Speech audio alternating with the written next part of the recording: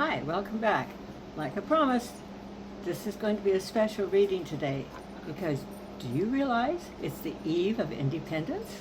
Yep, Independence Eve. So here we go. Today I'd like to share what happened to many of the 56 men who signed the Declaration of Independence. Not just their names. For a few, I'll read the real sacrifices they made during the Revolutionary War and what became of them afterwards. These men are not just signatures on a page. They are husbands, fathers, farmers, doctors, lawyers, merchants, just ordinary men who made an extraordinary choice. And many paid dearly for it. I'll begin with the most that you know. You already know them, listing their age and the time that they signed the Declaration and the state they represented. John Hancock, age 40, Massachusetts. John Adams, age 41, Massachusetts. Thomas Jefferson, age 33, Virginia. Benjamin Franklin, age 70, Pennsylvania. Now I'll read about a few of those we don't really know about. We haven't heard much about them. Samuel Adams, age 54, Massachusetts. He was a second cousin of John Adams, our president. During the war, Adams helped ignite the revolution itself. Afterwards, he continued serving in public office and helped shape the early American politics.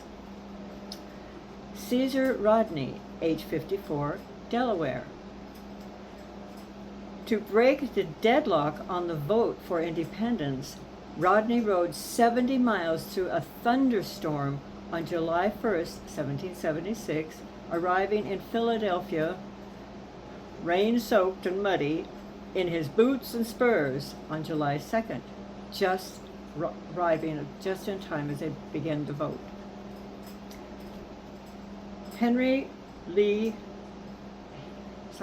Richard Henry Lee, age 44, Virginia.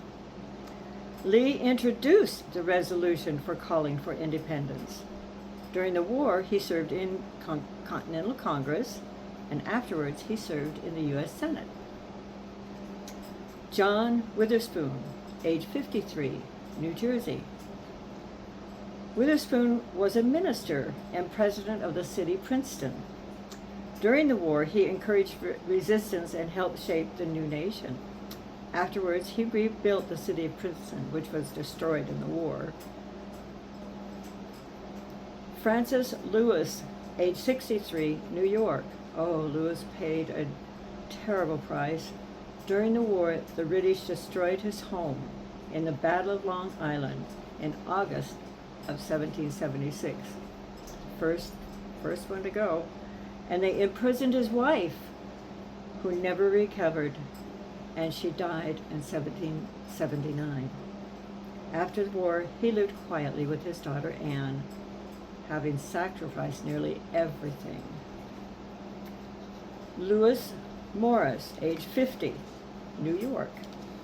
He served in the Continental Congress, and when warned by his brother, Status Morris, who was a general in the British Army, of the consequences that would follow his signing of that rebellious document, Lewis Morris stated, "Damn the consequences, give me that pen."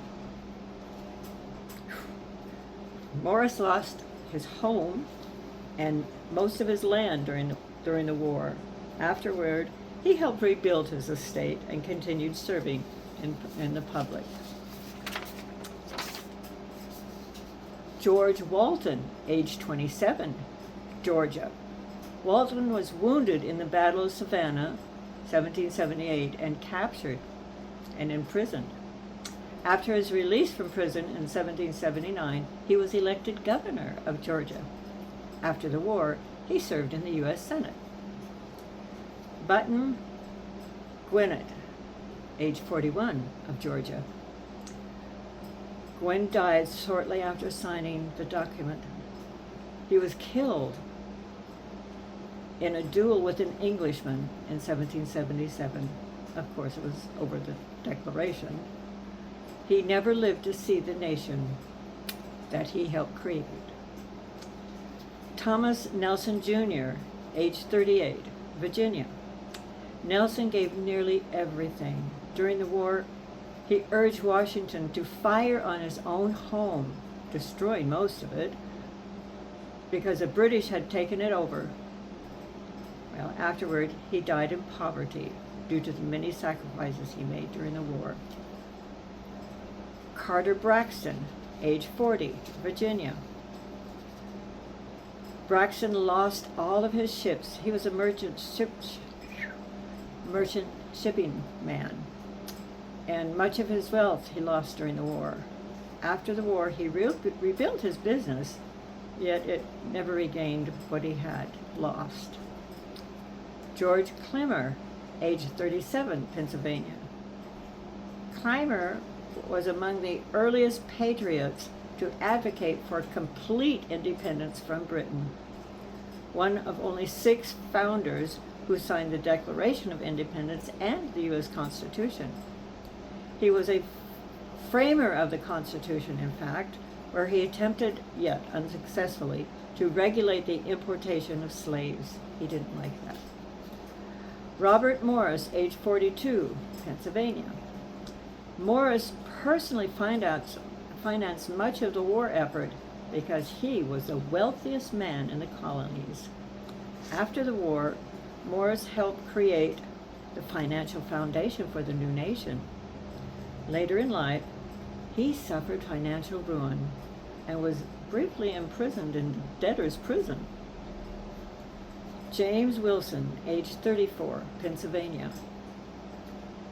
Wilson, although a professor at the Pennsylvania College, served as a commander of the 4th Cumberland County Battalion from 1775 to 1783, when the war ended. He helped shape the Constitution after the war and one of the only 6 to sign both documents.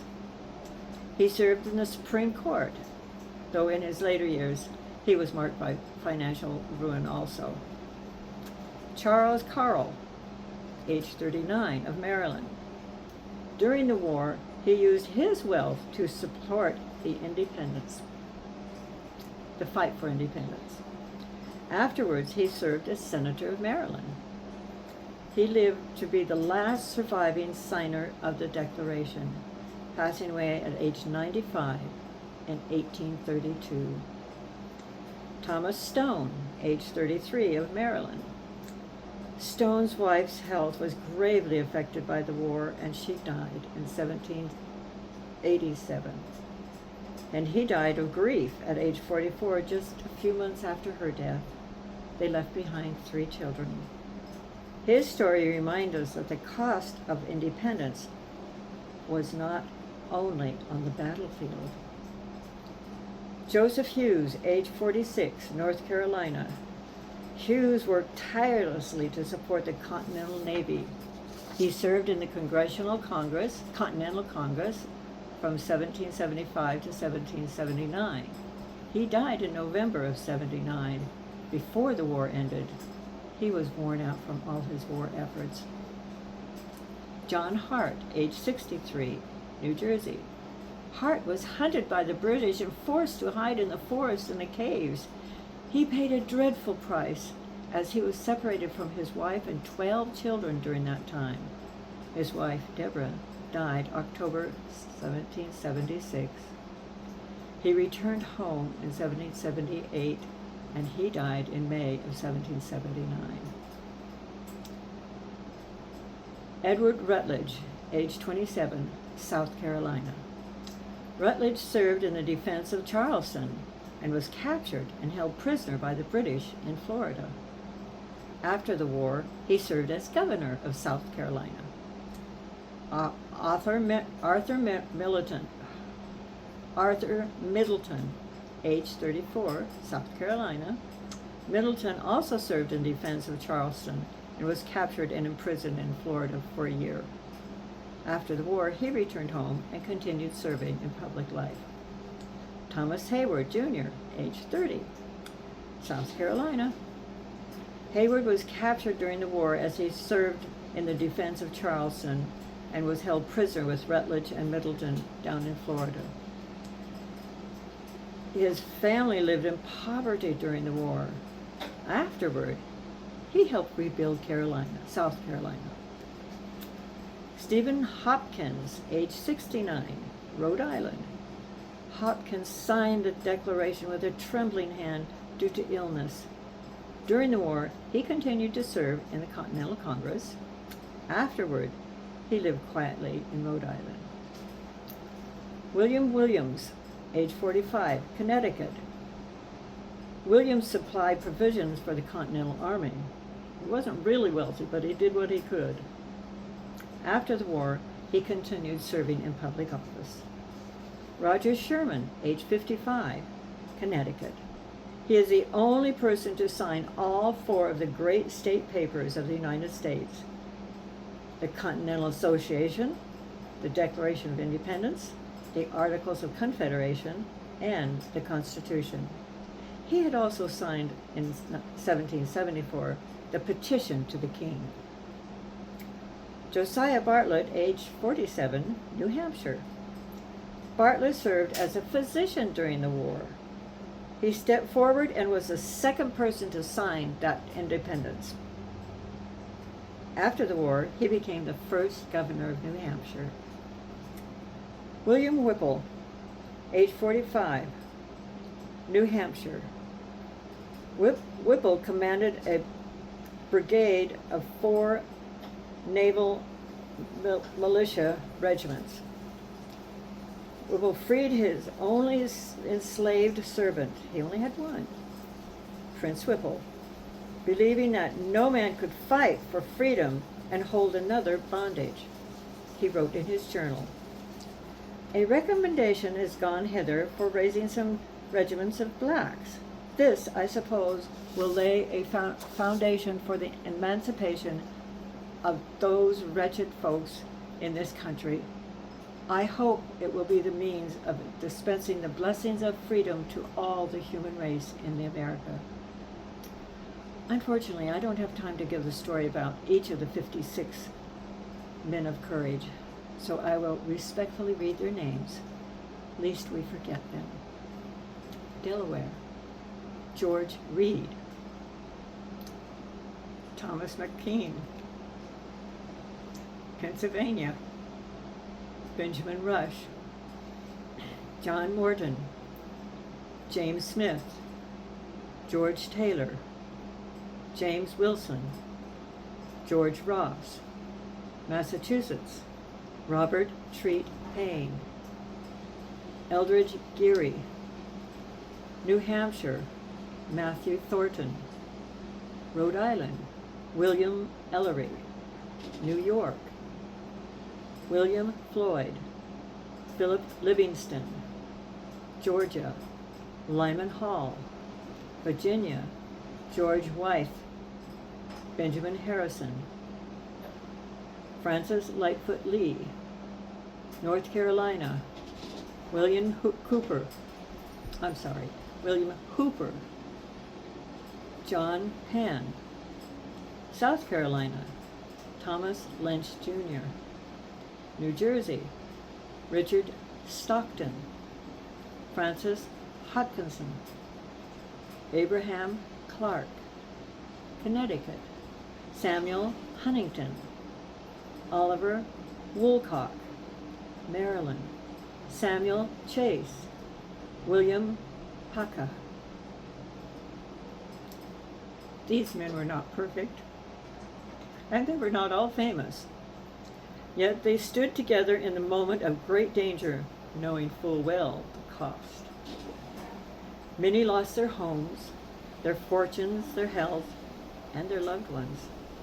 Some were captured, some died. And yet they signed their names anyway. Their courage helped give birth to a nation. May we have the courage to maintain the liberty that they so valiantly fought for 250 years ago. May we each follow what the Lord taught us in the Bible. Joshua chapter 1, verse 9. Be strong and courageous. Do not be afraid or dismayed, for the Lord your God is with you wherever you go. And just as God walked with these men who signed their names in dangerous times, he will walk with you. May you always remember, strength is not strength is not loud. Courage is not showy. Bravery is simply choosing to move forward because you know who stands with you. Thanks for listening. Love, hugs, Grama Jean.